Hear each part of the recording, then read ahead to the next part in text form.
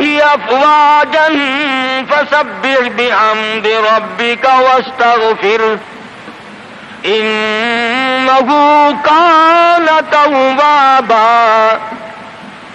وقال النبي صلى الله تعالى عليه وسلم كن في الدنيا كأنك غريب. وقال النبي صلى الله تعالى عليه وسلم الدنيا مزرعة الآخرة.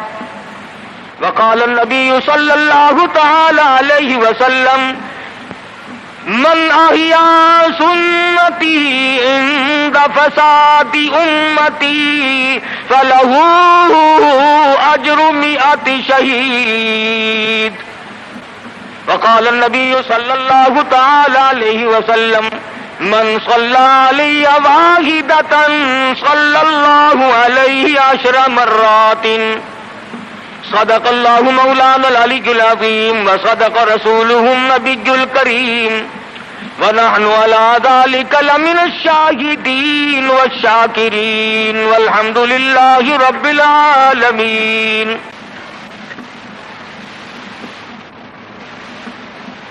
محترم بزرگوں، عزیز دوستوں، حضرت محمد الرسول اللہ صلی اللہ تعالی علیہ وسلم کی تشریف آوری تھی. آپ نے تشریف لا کر دنیا بنی نو انسان کو امن کا پیغام دیا، راست بازی کا سبق پڑھایا، حق و صداقت کا درس دیا، اور انہیں یہ بتلایا کہ میں اللہ تبارک و تعالیٰ کی طرف سے نبی بن کر آیا ہوں تمہاری رہنمائی کے لیے. جن لوگوں کے مقدر اچھے تھے، جن کے نصیب اچھے تھے، انہوں نے موافقت کی، دامن پکڑا، غلامی کی، جانثاری کی، اور دامن پکڑا تو ایسا پکڑا کہ جان کے ٹکڑے تو ہو گئے مگر حضور اکرم صلی اللہ علیہ وسلم کا دامن نہ چھوڑا. مصائب ٹوٹے، طوفان کے پہاڑ بن کر ان کے سامنے آئے، تلخ سے تلخ وادیوں سے ان حضرات کو گزرنا پڑا، مگر کوئی تاریخ میں ثابت نہیں کر سکتا کہ محمد کریم صلی اللہ علیہ وسلم کے کسی دیوانے نے دین کو چھوڑا. امیر تھا یا غریب تھا، مرد تھا یا عورت تھی، کوئی بھی تھا. اور کیوں نہ ہو، جب ان کے سامنے محمد مصطفیٰ صلی اللہ علیہ وسلم دکھ اٹھایا کرتے تھے، صحابہ کرام کی جان نکل جاتی تھی. مکہ مکرمہ ہے، اللہ پاک ہر مسلمان کو زیارت نصیب فرمائے، آمین کہہ دو. مسلمانوں کی تعداد بڑی کم ہے، بہت تھوڑی سی تعداد ہے، کفر زوروں پہ ہے، جہالت نے انگڑائیاں لے رکھی ہیں، اور وہ دار الندوہ میں بیٹھ کر مشورے کرتے ہیں کہ اس نبوت کے مشن کو ختم کیا جائے. قرآن کریم نے ان لوگوں کے مشوروں کو بھی نقل کر دیا، فرمایا وَإِذْ يَمْكُرُ بِكَ الَّذِينَ كَفَرُوا لِيُثْبِتُوكَ. محمد صلی اللہ علیہ وسلم کو قید کر دو، ان کی تحریک ختم ہو جائے گی، ان کا مشن ختم ہو جائے گا. او یخرجوک، یا انہیں جلا وطن کر دو، دیش نکالا دے دو. او یقتلوک، سرے سے قتل کر ڈالو، نبوت کو دنیا میں سے بے نام و نشان بنا دو.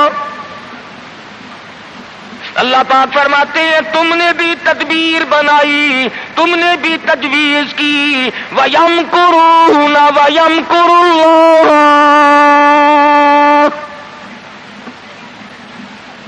تم نے بھی تجویز بنائی، تم نے بھی پروگرام بنایا، تم نے مشورے کیے میرے نبی کو ختم کرنے کے، تم ختم کرنے کے پروگرام بناؤ، میں حفاظت کا پروگرام بنائے بیٹھا ہوں۔ واللہ خیر الماکرین۔ پھر دیکھیں گے کس کی تجویز کارگر ہے، کون آگے نکلتا ہے۔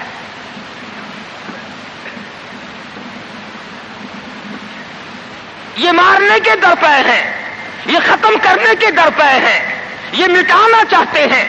اور اللہ کریم کے سامنے ادھر مدنی کریم صلی اللہ علیہ وسلم ساری رات سجدے فرماتے ہیں۔ سیدہ عائشہ صدیقہ رضی اللہ تعالیٰ عنہ فرماتی ہے میں سوئی ہوئی تھی، اچانک میری آنکھ کھلی، آپ کا سر سجدے میں ہے، اتنے رو کر دعائیں کرتے ہیں، اس قدر آہذاری کی، اس قدر عاجزی فرمائی، آپ کا سانس گھٹنے لگا۔ عائشہ صدیقہ فرماتی ہے میں کلیجے کو پکڑ کر بیٹھ گئی، کہیں آج میں بیوہ تو نہیں ہو جاؤں گی۔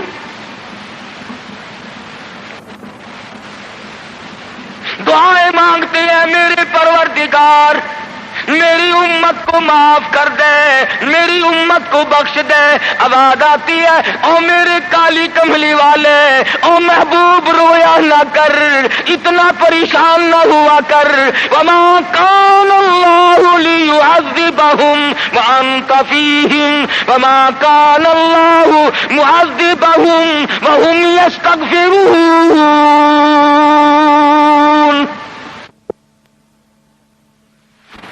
میرے محبوب جب تک آپ ان لوگوں میں موجود ہیں میں وعدہ کرتا ہوں ان کو کوئی عذاب نہ دوں گا،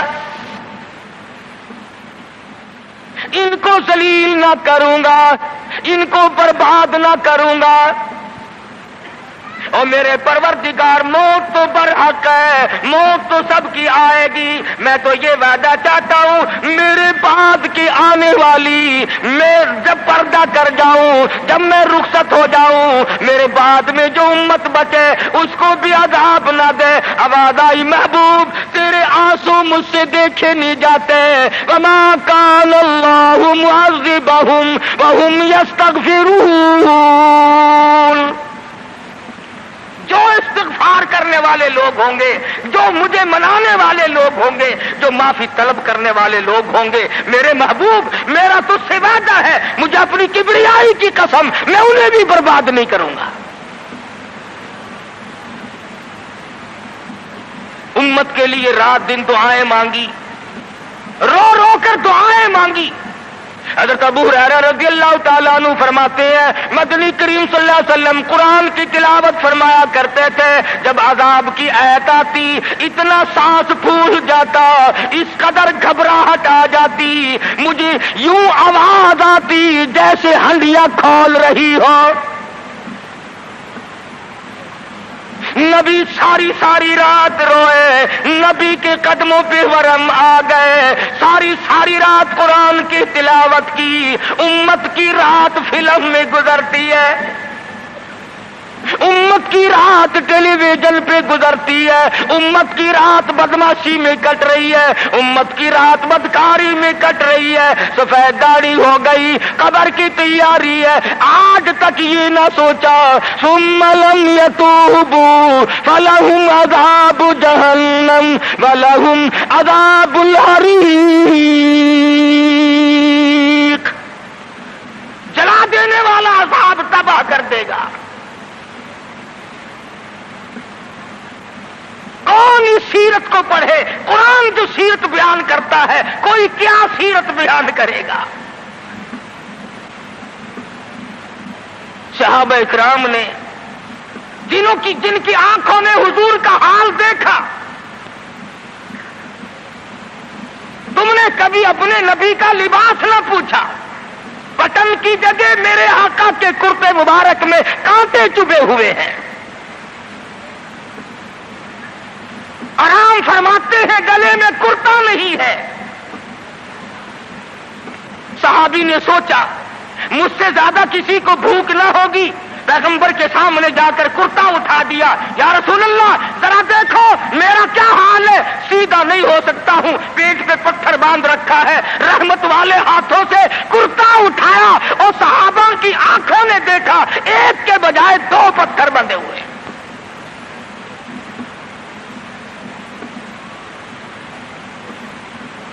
अबू अय्यूब अंसारी रज़ी अल्लाह तआला अन्हु का मकान है। अल्लाह अल्लाह, हिजरत फरमाकर मदीना तैयबा में तशरीफ लाए। हर कोई चाहता है मेरे दरवाजे पे क़याम हो, मुझे ये सआदत मिले, इमामुल अंबिया मेरे मेहमान बने। मदीने में पहुंचे, सबने तमन्नाओं का इजहार किया, अपनी ख्वाहिशात का इजहार किया। सहाबा रो रहे हैं, ऐ काश ये दौलत मुझे मिल जाए। फरमाया छोड़ दो, मेरी ऊंटनी जहां बैठ जाएगी मैं वहीं ठहरूंगा, मैं वहीं का मेहमान बनूंगा। जिन घरों में बिस्तरे थे, जिन घरों में खाने थे, जिन घरों में तमाम था, इंतजाम था, ऊंटनी चलती गई चलती गई चलती गई। अबू अय्यूब अंसारी के दरवाजे पे जाके बैठ गई। अबू अय्यूब अंसारी के घर में 3 दिन का पहले से फाका है। और मुसलमान तू तो आज मेहमान भी बड़े आदमी का बन के राजी है, बेटी देने के लिए बड़े आदमी ढूंढता फिरता है, लड़के के लिए दुल्हन तलाश करने के लिए बड़े आदमी ढूंढता फिरता है, रिश्ते नातों के लिए बड़े बड़े तलाश करता है। हर मकाम पे तेरी परों पे नजर है, तू गरीब पे नजर डालना छोड़ गया। मदनी करीम सल्लल्लाहु तआला अलैहि वसल्लम का मदीने में क़याम है, अल्लाह के हुक्म से क़याम है। अल्लाह मियां ने ठहराया, अबू अय्यूब अंसारी के मेहमान बनाया, जिस घर में 3 दिन का पहले से फाका मौजूद है। अर्ज करने लगा, मेरे आका आप ऊपर क़याम फरमाएंगे या नीचे क़याम फरमाएंगे? फरमाया हमें आने जाने में तकलीफ होगी, हम ऊपर नहीं जाते, हम नीचे रहेंगे, बाल बच्चों को ऊपर ले जाओ। नबी अबू अय्यूब अंसारी रज़ी अल्लाह तआला अन्हु के बाल बच्चों से एतराज फरमाते हैं, ऊपर चले जाओ, हम नीचे ठहरेंगे, ताकि पर्दा कराने में बार बार हमें तकलीफ न उठानी पड़े। और नबी अपने उम्मती की बीवी की इज्जत को, आबरू को कितना अजीज रखता है, और आज मुसलमान जो है वो सड़कों पे घसीटे फिरता है।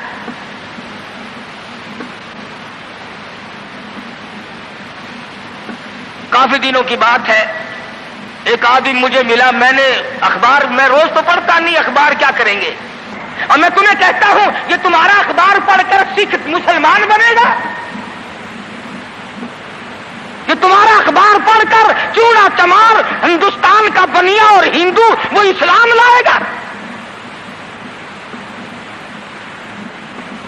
मैं अभी 80 में जब हिंदुस्तान गया, पटियाले शहर में जोहर की नमाज जब मैं पढ़ के निकलने लगा, एक औरत ने मेरा यहां से हाथ पकड़ा और कहने लगी, मौलवी तू पाकिस्तान से आया? मैंने कहा हाँ बहन पाकिस्तान से आया हूं। रो पड़ी और कहने लगी, वो मोहम्मद इब्ने कासिम कब आएगा? तुम सारे मर गए, सैयद की बेटी हो, सिख के घर में 34 बरस हो गए खंजीर खाते हुए, और कब छुड़ाओगे?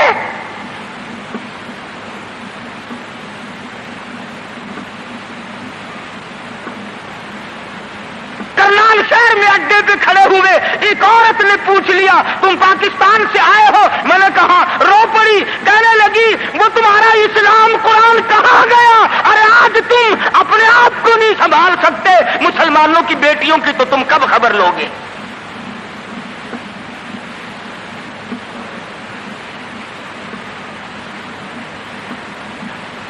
मदनी करीम सल्लल्लाहु तआला अलैहि वसल्लम फरमाते हैं, हम नीचे क़याम करेंगे, तुम ऊपर चले जाओ। अबू अय्यूब अंसारी ऊपर तशरीफ ले गए। दिल में ख्याल आया, नबी का हुक्म मिला, मैं ऊपर आ गया। अदब के खिलाफ है मैं ऊपर बैठूं, मेरे आका नीचे है।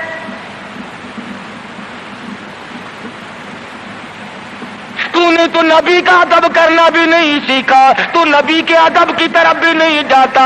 ابو ایوب انصاری سے جا کے پوچھ لے، کوٹھے پہ بیٹھنے کے لیے تیار نہیں، کھڑا ہوا سوچ رہا ہے ششو پنج میں ہے، نیچے جاتا ہوں نبی کے حکم کے خلاف ہو جائے گا، اوپر بیٹھتا ہوں بے ادبی ہو جائے گی۔ علماء نے لکھا ہے ابو ایوب انصاری نے مدینے میں ساری رات منڈیرے پہ لٹک کے گزار دی۔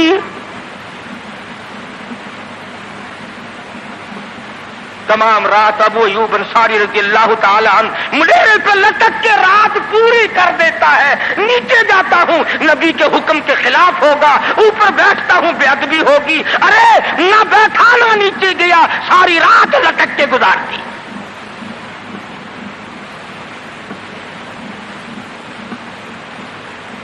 آج ہم سوچنے پر مجبور ہیں کہ آخر ہم بے ادبوں کے ساتھ ہوگا کیا،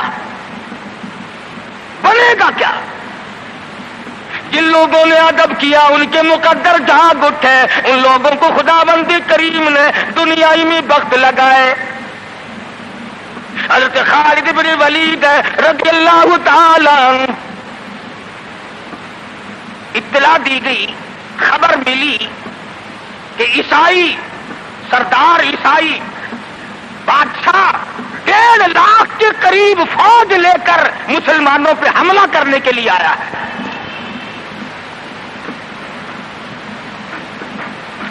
حضرت خالد بن ولید رضی اللہ تعالی عنہ کو 50-60 آدمی دیے، جاؤ بادشاہ کی فوج کا اندازہ لگا کے آؤ، تخمینہ لگا کے آؤ، اسلحہ دیکھ کے آؤ، ان کی تعداد کا اندازہ لگاؤ وہ کتنے ہیں۔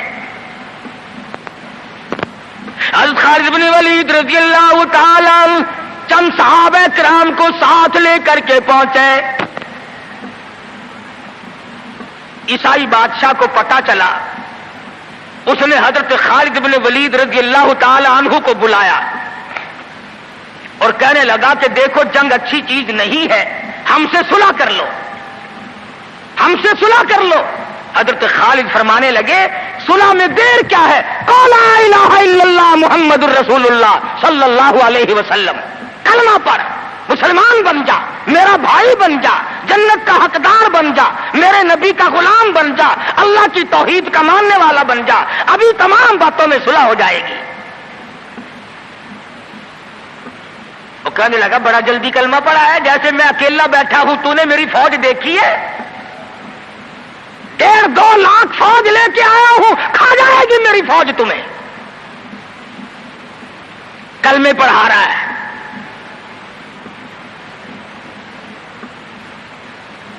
حضرت خالد کو کہنے لگا تجھے پتا نہیں تو کس کے سامنے کھڑا ہے؟ فرمایا ہاں ایک عیسائی کافر کے سامنے کھڑا ہوں۔ وہ کہنے لگا ہے کوئی جلاد؟ فوراً تلوار لے کر حاضر ہو گئے، کہا اس گستاخ کی گردن کاٹ مارو۔ حضرت خالد کے ساتھ 2 آدمی اور تھے، انہوں نے یہ نہیں کہا ہے جی اجی ہم تو یوں ہی بات کر رہے تھے جی، اجی آپ برہم ہو گئے، اجی حضور آپ ناراض ہو گئے۔ حضرت خالد نے پھر یہ نہیں فرمایا کہ باہر والوں کو اطلاع کر دو، وہ 50-60 آدمی تو ہمارے ساتھ مل جائے۔ 2 ساتھیوں کو فرمایا اب ایک دوسرے کی طرف مت دیکھنا، تلوار نکال لو، انشاءاللہ حوض کوثر پہ ملاقات ہوگی۔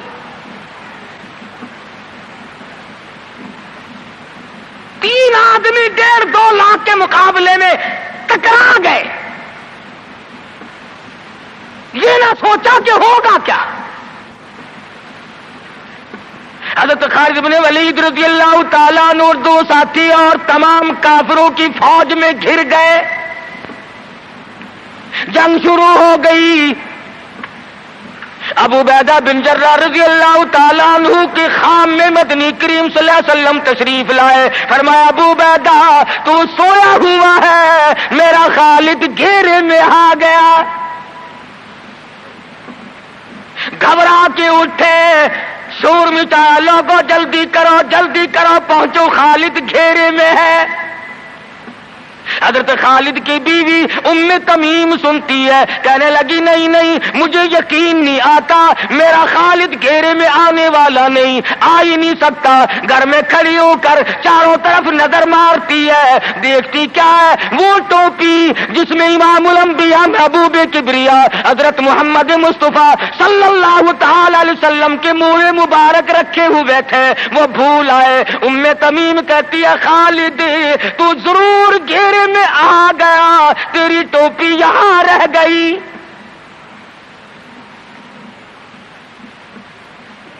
ام تمیم نے ٹوپی لے کر کے شور نہیں مچایا، کپڑے نہیں پھاڑے، چہرہ نہیں نوچا، ابو عبیدہ کے پاس نہیں آئی، بغل میں ٹوپی دبائی، برقع اوڑھا، گھوڑے پہ سوار ہوئی، تلوار لے کر گھوڑے کو سر پٹ چھوڑ دیا۔ صحابہ دیکھ رہے تھے، ارے یہ کون ہے؟ یہ کوئی جاسوس معلوم ہوتا ہے، اسے پکڑو پکڑو پکڑو۔ صحابہ نے گھوڑے دوڑائے، گھیرے میں لے لیا، پوچھا برقع پوش تو کون ہے؟ کہنے لگی نہ چھیڑو، خالد کی بیوی ام تمیم ہوں۔ تو کہاں چلی ہے؟ کہنے لگی میرا خالد گھیرے میں آ گیا، ٹوپی گھر پہ بھول گیا، وہ پہنچانے چلی ہوں، ہمیں دے دے ہم پہنچا دیں گے، تو عورت ذات ہے۔ کہنے لگی خالد کی جو قدر میں جانوں تم نہیں جانتے، جان دے دوں گی مگر ٹوپی کسی کو نہ دوں گی۔ نکل پڑی، آ کے دیکھا تلواریں چل رہی ہیں، گاجر مولی کی طرح آدمی کٹ رہے ہیں، حضرت خالد بن ولید بیچ میں ہے۔ ام تمیم نے تلوار نکال کر چلانی شروع کر دی، گاجر کی طرح لوگوں کو کاٹ مارا۔ خود حضرت خالد کہتے ہیں او میرے ساتھیوں، اس نوجوان کو پہچانو، اس برقع پوش کو پہچانو، اس نقاب پوش کو پہچانو، یہ کون ہے؟ جب سامنے گئی نقاب اٹھا کے کہنے لگی خالد تیری بیوی ام تمیم ہوں، یہ ٹوپی بھول آئے ہو، پہنچانے آئی ہوں۔ اور کراچی کے مسلمانوں تم نے کبھی سوچا نہیں خالد کے سر پہ نبی کی ٹوپی نہیں، جس میں نبی کے بال رکھے ہوئے تھے، وہ گھیرے میں آ گئے۔ آج تیرے پاس قرآن نہیں، تو گھیرے میں ہے۔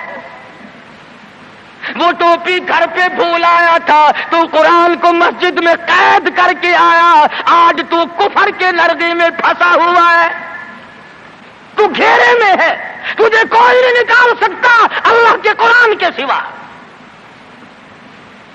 تم کتنی عسکری طاقت بڑھاؤ، تم تعداد بڑھا لو، تم چھوٹے بڑے زور لگاؤ، کتنی تم کوشش کرو، خدا کی قسم جب تک تم اللہ کا قرآن لے کر کے نہیں بیٹھتے اس وقت تک تمہارا گھیرا نہیں ٹوٹ سکتا۔ تم نے اللہ کے قرآن کو مسجد میں قید کر دیا،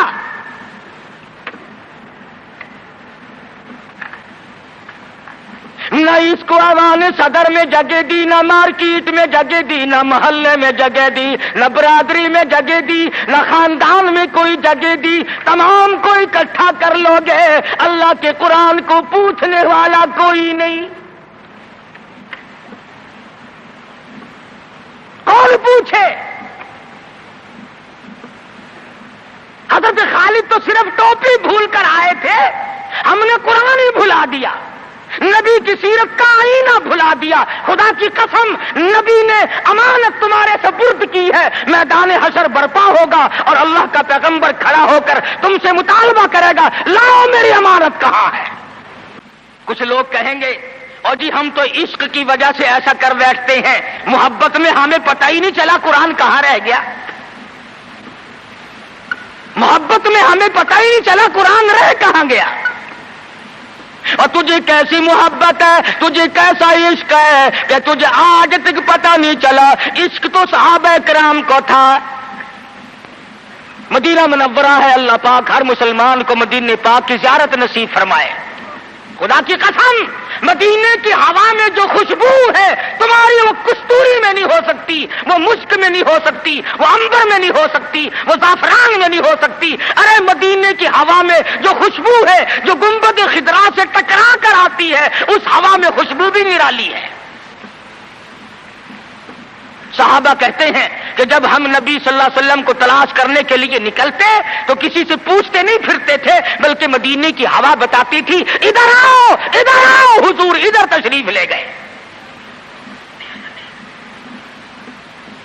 مدینہ منورہ میں ایک جنگ کی تیاری فرمائی، صحابہ اکرام کا لشکر تیار فرمایا حضور اکرم صلی اللہ علیہ وسلم نے۔ جمعے کا دن ہے، صبح کا وقت ہے، لشکر کو ساتھ لے کر کے تشریف لے گئے، 2-3 میل تک رخصت فرمانے کے لیے گئے، دعا کر کے واپس آ گئے، اللہ تمہیں کامیاب فرمائے۔ صحابی ہے حضور اکرم، سب کہہ دو صلی اللہ علیہ وسلم کا۔ آؤ عشق کی بات تمہیں بتاؤں، حضور اکرم صلی اللہ علیہ وسلم نے روانگی کے وقت فرما دیا، توجہ کرنا، لشکر کو رخصت کرتے وقت فرما دیا، اور میرے دیوانوں اور پروانوں اور میرے جانثاروں بات سنو، پہلے جھنڈا جعفر طیار رضی اللہ تعالیٰ عنہ کے ہاتھ میں دینا، پھر جھنڈا عبداللہ ابن روا کے ہاتھ میں دینا، پھر جھنڈا اسامہ بن زید کے ہاتھ میں دینا۔ حضور کے کلام کی مراد کو اگر صحابہ نہیں جانتے تو کون جانتا ہے؟ سمجھ گئے صحابہ کہ جعفر طیار شہید ہوں گے، یہ جو حضور نے فرمایا پھر اس کو دینا پھر اس کو دینا، حضور صلی اللہ علیہ وسلم کے کلام کی فرمان کی ارشاد کی مراد اور منشا غرض و غائب صحابہ سمجھ گئے کہ جعفر طیار شہید ہوں گے، اور پھر عبداللہ بن روا بھی شہید ہوں گے، اور اسامہ بن زید بچ کے آئیں گے۔ صحابہ کا تجربہ تھا حضور کے کلام کو سمجھنے کے لیے۔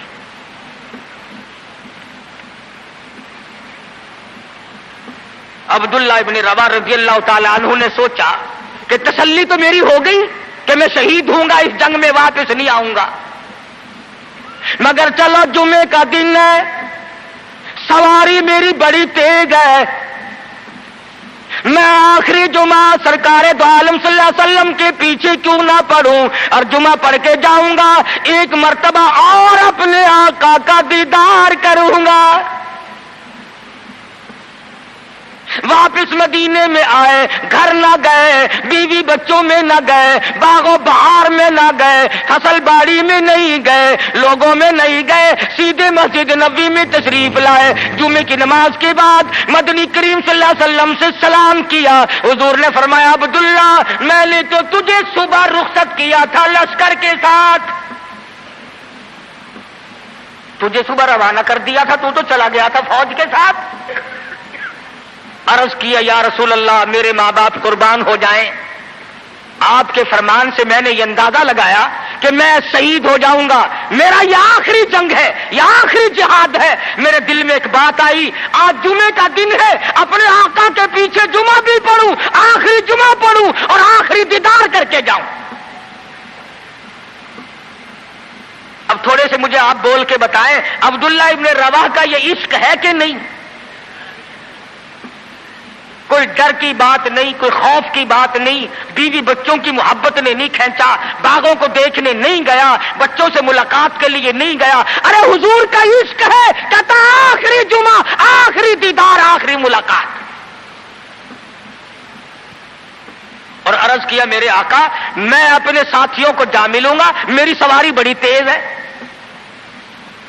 امام الانبیاء محبوب کبریا حضرت محمد مصطفیٰ صلی اللہ علیہ وسلم کا چہرے انور سرخ ہو گیا، فرمایا عبداللہ تو ساتھیوں کو نہیں مل سکتا، نہیں مل سکتا، جب تیرے ساتھی جنت میں جائیں گے 500 سال بعد میں بہشت میں جا سکے گا۔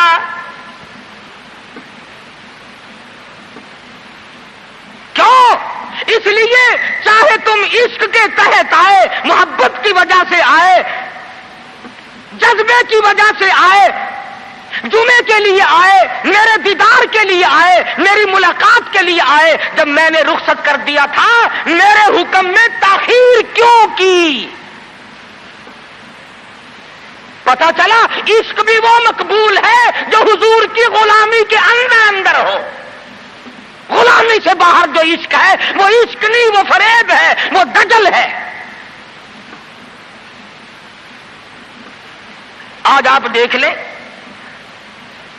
نام دیکھو شکل دیکھو، نام ہوگا عاشق رسول اور شکل دیکھو تو خدا کی قسم بالکل ایسا معلوم ہوگا جیسے اندرا کا بھتیجا ہو.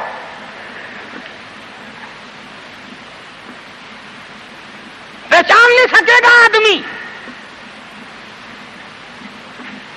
کیا کر سکتا ہے آدمی شکل میں؟ صورت نہیں، سیرت نہیں، لباس نہیں، اخلاق نہیں، کردار نہیں، تمام چیزوں کا تختہ نکال کے رکھ دیا ہے. اور آج قوم اسی وجہ سے مصیبتوں سے دوچار ہے. وہ نرغے میں پھنسی ہوئی ہے، وہ نکل نہیں سکتی، وہ سہارا ڈھونڈ رہی ہے مادی قوت کا. حضور ناراض ہو گئے صلی اللہ علیہ وسلم. صحابی کہتے ہیں میں چاہتا تھا زمین پھٹ جائے، مجھے لقمہ بنا کر نگل جائے. صحابی کہتا ہے مجھے زندگی تلخ لگنے لگی، ہائے میرے آقا مجھ سے ناراض کیوں ہو گئے.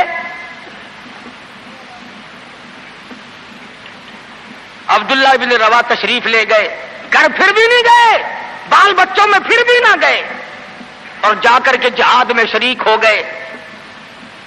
3 دن گزر گئے، کوئی چیز حلق میں نہ گئی، کمر سیدھی نہیں ہو سکتی تھی، جنگ سخت تھا، لڑائی شدید تھی، تلواریں چل رہی تھی. عبداللہ بن روا فرماتے ہیں مجھے بھوک لگی، سیدھا کھڑا نہیں ہو سکتا تھا. مجھے یاد آیا میرے تھیلے میں گوشت کے خشک ٹکڑے موجود ہیں، میں ان کو منہ میں لے کر ذرا چوسنے لگا. مجھے مدینے کا باغ یاد آیا، مجھے بیوی یاد آئی، مجھے اولاد یاد آئی. اے نبی کے دیوانے کا طرز زندگی دیکھ. صحابی کہتا ہے میں نے انگلی حلق میں ڈال کر وہ بوٹی باہر نکال دی. کہا اچھا میں تجھے کچھ کھانے کے لیے دینے لگا ہوں تو یہاں بیٹھ کر گھر یاد آیا. کھڑے ہو گئے اور فرمانے لگی اور میری بیوی اور تمہیں طلاق ہو،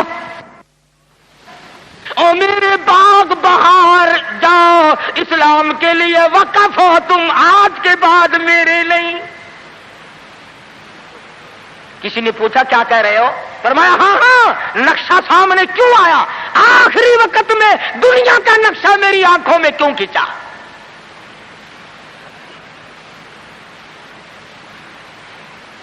صحابی نے اپنے دل میں تصور بھی لانا اچھا نہ سمجھا، میری عاقبت خراب نہ ہو جائے، میری آخرت نہ بگڑ جائے. عبداللہ بن روا تلوار لے کر کھڑے ہو گئے. کسی نے لکھا 3 دن کا، بعض نے لکھا 5 دن کا بھوکا صحابی ٹکڑے ہو گیا.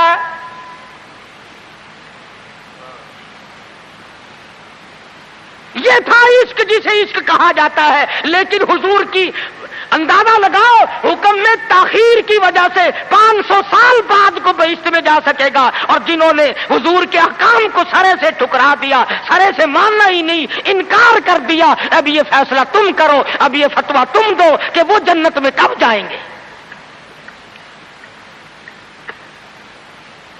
امام الانبیاء محبوب کبریا حضرت محمد مصطفیٰ صلی اللہ تعالی علیہ وسلم کے دیوانوں نے حد کر دی، پروانوں نے حد کر دی. جس صورت سے بھی ان کو لگایا گیا اسی صورت سے وہ آگے بڑھتے رہے. فاروق اعظم کی حکومت ہے، سب کہہ دو رضی اللہ تعالی عنہ. مصر کے علاقے میں کافروں نے ایک سازش بنائی، لڑکیوں کو ہار و سنگار کر کے کوٹھے پہ کھڑا کر دیا. پروگرام مسلمانوں کو پہلے معلوم ہو گیا کہ مسلمان فوج کے کلچر کو تباہ کرنا چاہتے ہیں، مسلمان کے اخلاق و کردار کو برباد کرنا چاہتے ہیں. فاروق اعظم کو خط لکھا، اور راستہ کوئی نہیں فوج کے گزرنے کا، ایک ہی راستہ ہے، اور اس راستے کو خراب کر دیا گیا. اس راستے میں کانٹے بچھا دیے گئے، حسن کی دولت بکھیر دی گئی تاکہ مسلمانوں کا دل خراب ہو. ارے یہ کافر کا بھی عقیدہ ہے کہ اگر مسلمان کا پاؤں پھسل گیا پھر یہ جہنم سے ارے نہیں ٹھہرتا. فاروق اعظم رضی اللہ تعالیٰ عنہ نے خط کا جواب دیا اور صاف صاف لکھ دیا کوئی پریشانی کی بات نہیں، ساری فوج کو اکٹھا کر کے قرآن کی آیت سنا دو. ساری فوج کو اکٹھا کر کے قرآن سناؤ. چنانچہ کمانڈر نے، سپہ سالار نے فوج کو اکٹھا کیا اور قرآن کریم سنا دیا. وَقُلْ لِلْمُؤْمِنِينَ یغضوا من ابصارکم وَيَحْفَظُوا فُرُوجَكُمْ ذَلِكُمْ أَزْكَىٰ لَكُمْ إِنَّ اللَّهَ خَبِيرٌ بِمَا يَصْنَعُونَ۔ مسلمانوں، اپنی نظروں کی حفاظت کرو، اپنی ایمان کی حفاظت کرو۔ اگر تم کھلی آنکھوں سے بھی دیکھو گے خدا تمہاری ساتھ ہے، وہ تمہاری تمام حرکتوں کو دیکھتا ہے۔ بس ایک قرآن کی آیت سنائی سبینہ نہیں ہوا تھا، سارا قرآن نہیں سنایا، ایک آیت سنائی ہے مسلمان فوج کو، اور پھر حکم دیا گزرو اسی علاقے سے جہاں یہ تمام سازش کی گئی ہے۔ صحابہ گزر رہے ہیں، تابعین مسلمان گزر رہے ہیں، تالیاں بجتی ہیں، ڈانس ہوتا ہے، جھنکار ہے، گانا بجانا ہے، تمام مسلمان گزر گئے۔ لڑکیاں کہنے لگی آئے اور جانے والوں تم سارے اندھے تو نہیں؟ اس حسن کو کوئی تو دیکھو، سر اٹھاتے نہیں۔ ایک مسلمان سپاہی گزرتا گزرتا کہنے لگا کوئی کیسے دیکھے گا، سارے کے سارے اللہ کا قرآن سن کے آئے ہیں، سارے قرآن پاک سن کے آئے ہیں، یہ دیکھیں گے کیسے؟ لڑکیاں کہنے لگی وہ قرآن کیسا ہے، اس میں کتنی قوت ہے، اس میں کتنی طاقت ہے، اس میں کتنی استعداد ہے، اس میں کتنی پاور ہے جو ایسے حسن کے نظارے سے روک دے، جو ایسا حسن نہ دیکھنے دے۔ اور کہنے لگے اور جانے والوں یوں نہ جاؤ، وہ قرآن کریم ہمیں بھی سناتے جاؤ،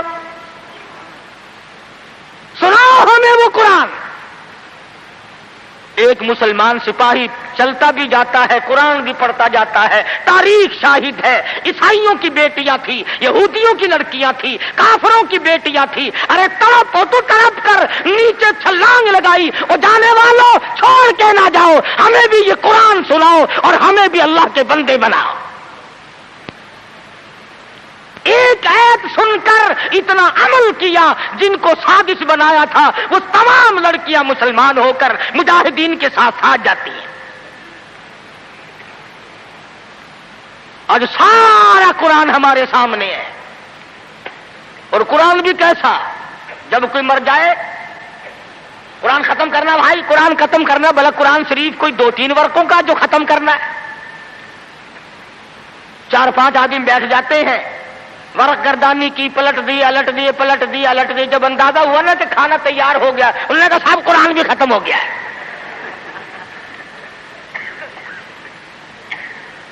ہمارے یہاں ایک مولانا ہے، لوگ ان کو بہت کہتے ہیں کہ قرآن ختم کرو۔ میری ملاقات ہوئی، میں نے کہا حضرت جی آپ تو دن رات قرآن پڑھتے ہوں گے۔ انہوں نے کہا کیوں؟ ہم نے کہا سارے لوگ آپ کے پاس آتے ہیں، دادی مر گئی قرآن پڑھنا، ماسی مر گئی قرآن پڑھنا، پھوپھی فوت ہو گئی قرآن پڑھنا۔ کہنے لگے میں ان کے بات کا نوکر ہوں، 3 دفعہ کل پڑھتا ہوں۔ وہی بات کی اس نے کہ دکان یہ سنبھالے، مکان یہ سنبھالے، کار ان کی، بینک بیلنس ان کا، تمام چیزیں ان کی، ساری رات بیٹھ کر قرآن میں پڑھوں کیوں؟ ہر کوئی اپنی کمائی میں لگا ہوا ہے۔ جو لوگ ملتان جاتے ہیں انہیں پتا ہے کہ چوک بازار ملتان کا سب سے بڑا بازار ہے۔ ایک روز گزرتے گزرتے ایک آدمی آیا اور بڑے مرے دل سے السلام علیکم، میں نے کہا جی وعلیکم السلام، حضور میرے لیے بھی کوئی دعا کرو، کاروبار بالکل نہیں رہا، گندا کاروبار ہے۔ وہ شکر ہے میں نے پوچھ لیا، ورنہ مولویوں کی تو عادت ہوتی ہے اللہ برکت دے جی اللہ برکت دے، اور میں نے پوچھ لیا تیرا کاروبار کیا ہے؟ کہنے لگا کفن بیچتا ہوں۔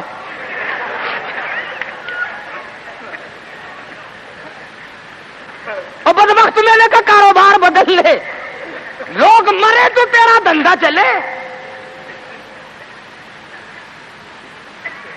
اس لیے لوگوں کو کہا کرتا ہوں کہ مولویوں کو شادیوں میں دیا کرو، کہا کہ یہ دعا کرے یا اللہ ایک ایک کی 4 شادیاں ہوں۔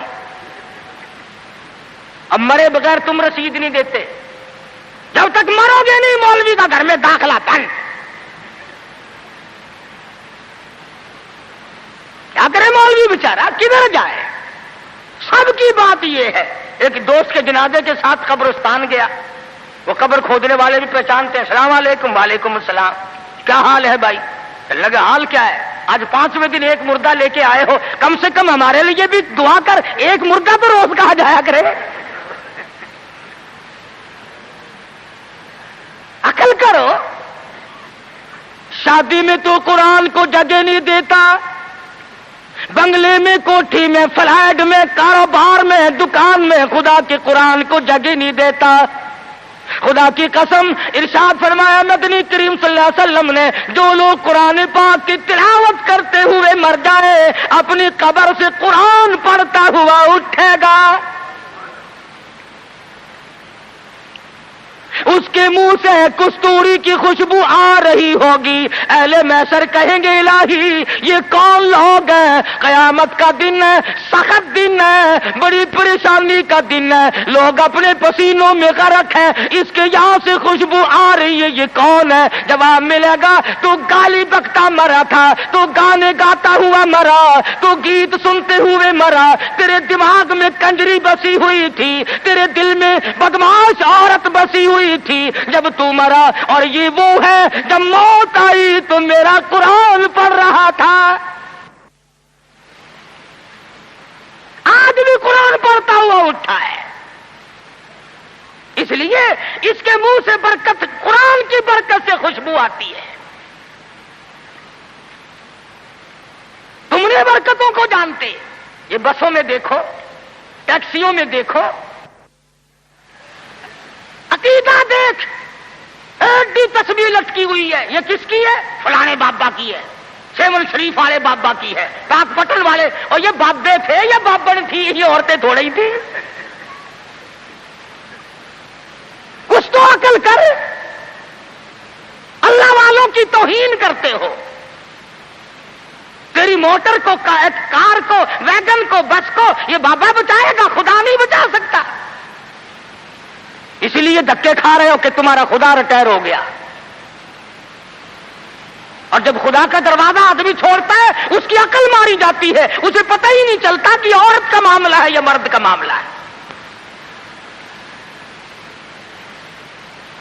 میں عرض کر رہا تھا کہ مسلمان اگر نبی کی سیرت کو سنتا ہے یا جانتا ہے اور مانتا ہے تو کوئی وجہ نہیں کہ مسلمان کو کچھ زیر کر سکے. وہی خالد بن ولید ہیں سب قید رضی اللہ تعالی عنہ. ایک دوسرا موقع آیا، کافر اپنی فوج کو لے کے آیا، بہت بڑا لشکر ہے، بہت بڑا لشکر ہے. کہنے لگا خالد چلا جا، بھاگ جا ورنہ بوٹیاں اڑا دی جائیں گی تیری. کہنے لگا ہاں ہاں تیرے جیسے کئی دیکھے بوٹیاں اڑانے والے، کیا بات ہے؟ اس نے کہا خالد میں وہ زہر لے کے آیا ہوں کہ اگر تلوار بجھا کر کے مار دی تو ٹکڑے ٹکڑے ہو جائے گا، بھسم ہو جائے گا، جل کر خاک ہو جائے گا. فرمایا کوئی بات نہیں، وہ زہر مجھے دکھا.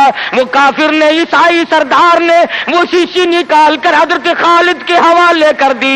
حضرت خالد نے اللہ کا نام لیا اور لے کر اتنا سخت قسم کا زہر جس میں نامعلوم کیا کیا چیز ڈالی ہوئی تھی، 2 قطرے زمین پہ ٹپکائے، زمین میں آگ لگ اٹھی،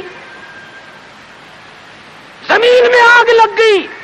خالد کا ایمان دیکھو، نبی کے دیوانے کا ایمان دیکھو، اور نبی کا صحابی ہے، نبی کا جانثار ہے، نبی کا غلام ہے. ہاتھ سے شیشی لی اور بسم اللہ کر کے تمام شیشی کو پی کر خالد سامنے کھڑے ہیں. فرمانے لگے دیکھ تیرے سامنے آرام سے کھڑا ہوں.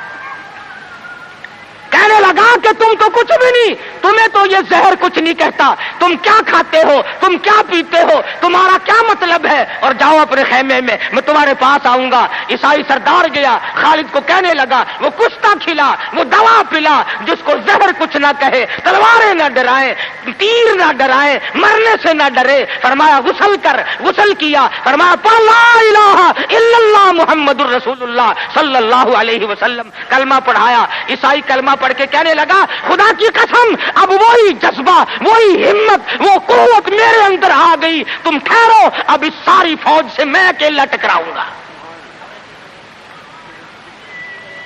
چنانچہ وہ ٹکرا گیا اور شہید ہو گیا.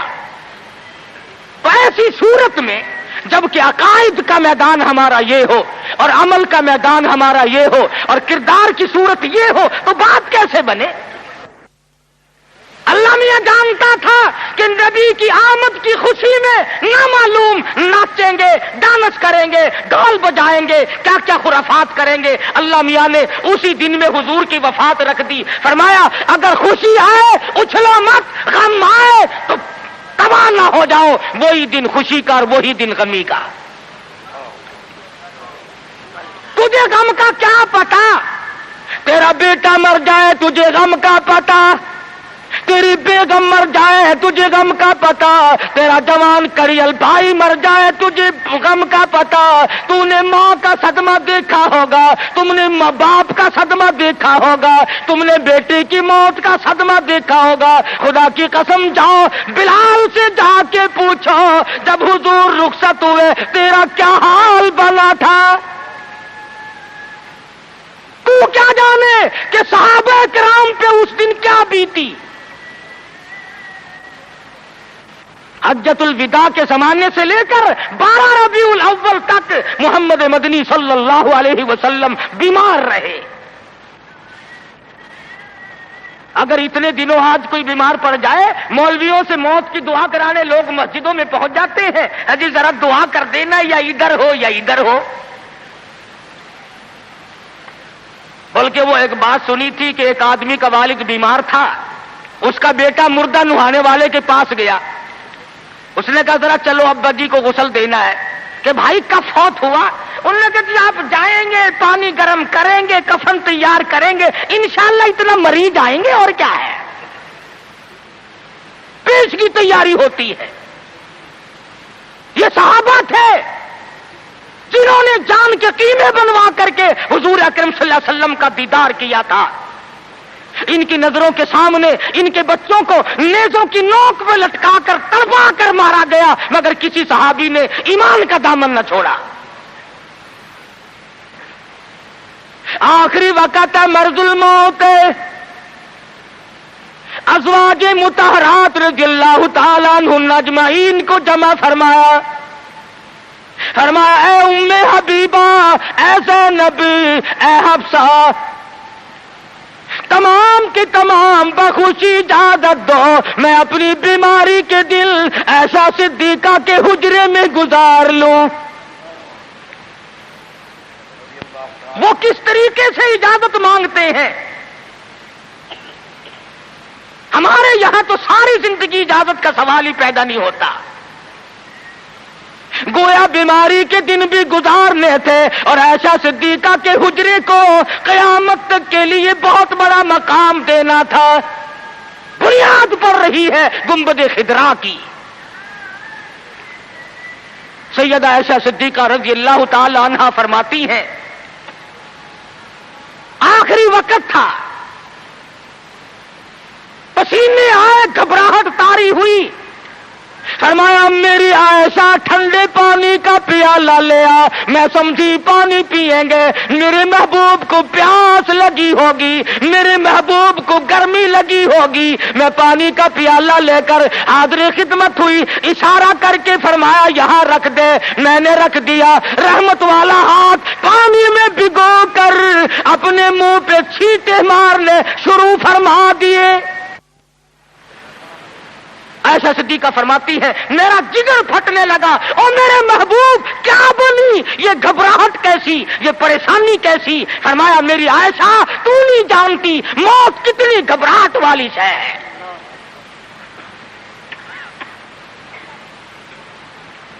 آخری وقت ہے، سیدہ فاطمۃ الزہرا رضی اللہ تعالی عنہا بھی پاس بیٹھی ہیں، سیدہ عائشہ صدیقہ رضی اللہ تعالی عنہا بھی پاس بیٹھی ہیں۔ ارے گالی دینا بڑا آسان ہے، عائشہ صدیقہ سے جا کے پوچھ کہ اس دن تیرا کیا حال بنا جب امام الانبیاء رخصت ہوئے تھے۔ صحابہ دیوانے ہو گئے، صحابہ جنگلوں کو نکل گئے، اور فاروق جیسے کہنے لگے جو کہے گا حضور کی وفات ہو گئی کہ تلوار سے گردن اڑا دوں گا۔ بلال کا کیا بنا، سہیل کا کیا بنا، سلمان فارسی کا کیا بنا؟ ارے جن بچوں کے سر پہ یتیمی کی وجہ سے ہاتھ پھیرا کرتے تھے وہ بچے روئے، مدینے کی عورتیں روئی، مدینے کے بیمار روئے، آج ہم یتیم ہو گئے۔ تو 12 ربیع الاول مدنی کریم صلی اللہ علیہ وسلم کی وفات کا دن ہے، حضور کی رخصتی کا دن ہے، اور خداوند عالم نے اس لیے یہ دن رکھا کہ لوگ اچھلنا نہ شروع کر دیں، لوگ بے حد متاثر نہ ہو جائیں، اس لیے یہ وہ غم ہے کہ مسلمان کے اندر سے تو نکلنا ہی نہیں چاہیے۔ سیدنا امام حسین رضی اللہ تعالیٰ عنہ کے بارے میں تو کہتے ہو کہ جی غم کرنا چاہیے، غم کرنا چاہیے، اور حضور کی وفات کی خوشی کرنی چاہیے۔ امام الانبیاء دنیا سے گئے، تیرا نبی سے اگر تعلق ہوتا، تجھے نبی سے محبت ہوتی، انس ہوتا، خدا کی قسم اس دن تو رونے کا دن تھا۔ اس لیے سیرت نے تمام چیزیں ہمیں بتلائیں اور ساری چیز ہمارے سامنے آ گئی۔ جن لوگوں نے کھیل بنایا، تماشا بنایا دین کو، نبی کی سیرت کو، کیا ہے وہ لوگ؟ ہمیں ان لوگوں کی کوئی پرواہ نہیں۔ خدا کی قسم یہ لوگ تھے جنہوں نے گنبد خضرا پہ بیٹھ کر ایک ایک چھٹاک مصری کی دال کا پانی 11 آدمیوں نے پی کر کے زندگی گزاری۔ نبی کے روزے پہ بیٹھ کر حدیث کا درس ہم نے دیا، نبی کی مسجد کی امامت ہم نے کی، نبی کے شہر کی گورنری ہم نے کی، نبی کی گلیوں میں جھاڑو ہم نے دی، نبی کے شہر کے دفن کو ہم نے تسلیم کیا۔ ہم دعائیں کرتے ہیں، جاؤ شیخ الحدیث مقدس الروح کو دیکھو، 20 برس گزر گئے، آج تک گنبد خضرا کے پڑوس میں دفن ہونے کے لیے منتظر بیٹھے ہیں۔ نعرہ تکبیر، اکابرین علماء دیوبند، قاری فتح محمد صاحب جیسا مقدس الروح نابینا بزرگ حضور کے دروازے پہ پڑا ہے، یہاں دفن ہوں گا، یہاں آقا کے قدموں میں جان دوں گا۔ تو یہی کلی کھڑکاتا پھرتا رہی ہو، بڑا عاشق ہے نا؟ یہ برکت نہیں جانتے، اور یہ برکت نہیں، یہ حرکت ہے۔ ہم تو اس کپڑے کا اکرام کرتے ہیں۔ خدا کی قسم میں اب جب جشن پہ گیا، 100 سالہ اجلاس پہ گیا، میں نے عرض کیا یارو اس رومال کو ہاتھ لگوا دو، کہنے لگے جی رس بڑا ہے ورنہ ضرور دکھاتے، اور سننے کی ڈبیا میں رکھا ہوا ہے وہ رومال جس رومال کو میرے آقا کا چوگا مبارک لگا ہے،